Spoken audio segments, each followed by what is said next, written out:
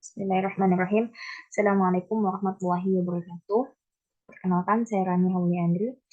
Insya Allah saya akan mempresentasikan proposal tesis saya yang berjudul Analisis Potensi Wakaf Produktif dalam Mewujudkan Pembangunan Berkelanjutan atau yang disingkat dengan SDGs di Indonesia dengan studi kasus Dompet Duafa Jakarta. Yang melatar belakangi saya mengambil judul tersebut adalah Sustainable Development Goals atau yang disingkat dengan LDGs merupakan program lanjutan dari Millennial Development Goals atau yang disingkat dengan MDGs. MDGs ini atau SDGs ini dicanangkan oleh PBB untuk bersinergi dengan beberapa program dalam mencapai satu tujuan, yaitu mencapai kesejahteraan masyarakat.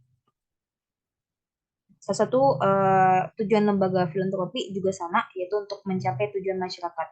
Lembaga filantropi ini yaitu lembaga untuk menghimpun dana, salah satunya adalah dana ziswaf, zakat, infak, sedekah, dan wakaf. Nah, wakaf ini dinilai mampu memberikan kontribusi terhadap perekonomian suatu negara, sehingga dapat mengurangi beban belanja pemerintah. Di sini dapat kita lihat data penggunaan tanah wakaf, kebanyakan untuk masjid yang pertama, kemudian musola, kemudian kita masuk ke sekolah, untuk sosial, untuk makam, dan untuk pesantren.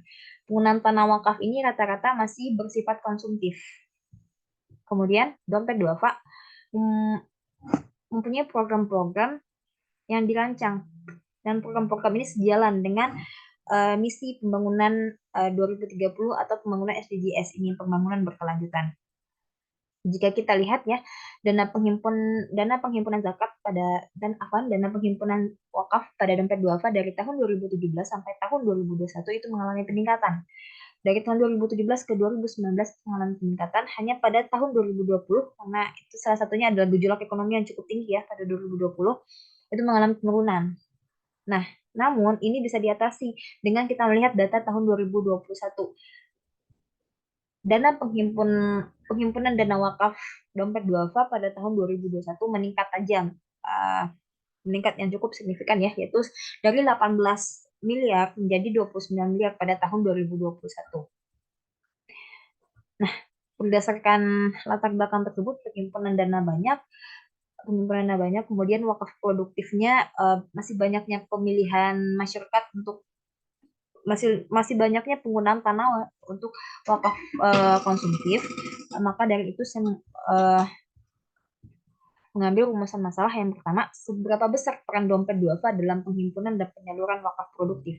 Yang kedua, seberapa besar peran wakaf produktif di Dompet Duafa dalam mewujudkan pembangunan berkelanjutan atau yang disingkat dengan SDGs di Indonesia. Tujuan penelitian ini yaitu untuk menjawab rumusan masalah tadi, untuk mengetahui dan mengukur seberapa besar peran Dompet Duafa dalam menghimpun dan menyalurkan dana wakaf produktif. Yang kedua, untuk mengetahui dan mengukur seberapa besar peran dana wakaf produktif di Dompet Duafa dalam mewujudkan pembangunan berkelanjutan SDGs di Indonesia. Tujuan pustaka, di sini saya mengambil dua judul besar. Yang pertama wakaf, yang kedua SDGs. Wakaf menurut Undang-Undang Nomor 41 Tahun 2004 menyebutkan bahwa wakaf adalah perbuatan hukum wakif untuk memisahkan dan menyerahkan sebagian harta benda miliknya untuk dimanfaatkan selamanya atau sesuai jangka waktu yang sudah disepakati untuk kepentingan dan keperluannya. Wakaf ini terbagi menjadi beberapa jenis.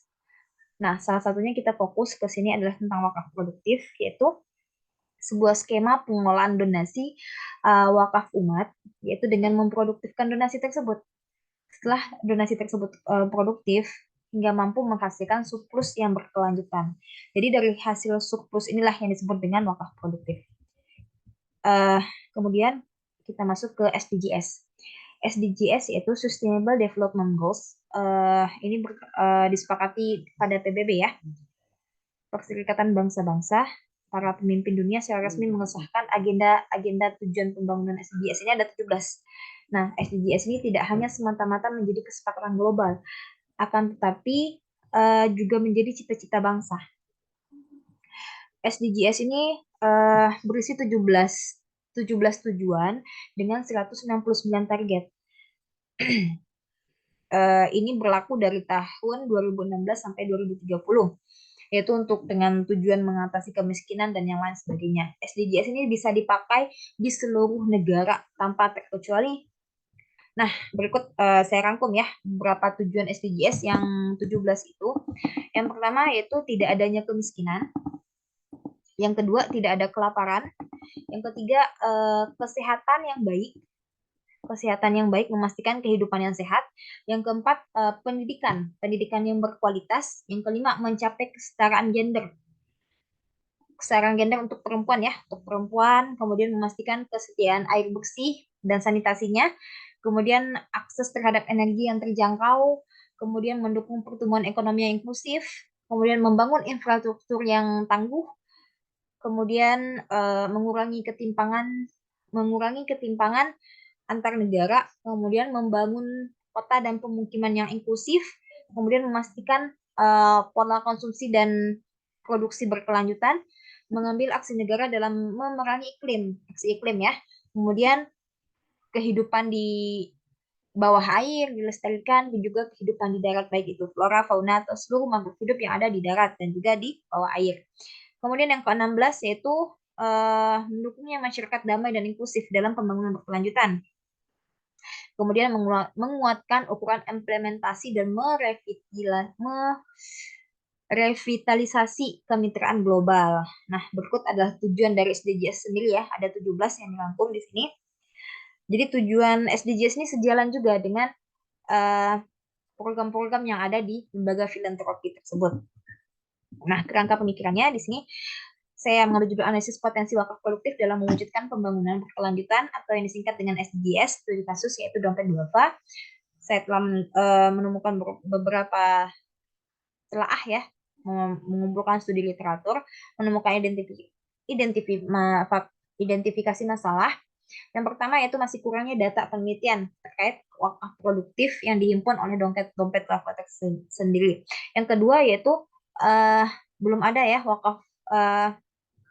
penelitian terkait wakaf produktif yang dihimpun oleh dompet duafa yang sejalan dengan SDGs.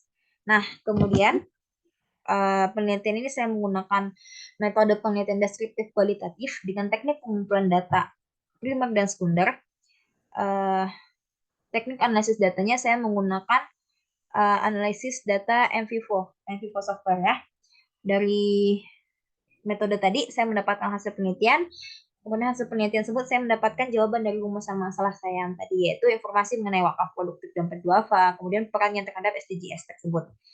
Kemudian metode penelitian, jenis penelitian dalam penelitian ini adalah penelitian deskriptif kualitatif. Penelitian ini menggunakan studi kasus, kemudian sumber data primer dan sekunder. Teknik pengumpulan datanya adalah teknik wawancara, baik itu secara wawancara ya, tanya jawab secara lisan, satu orang atau lebih, atau membuat kelompok.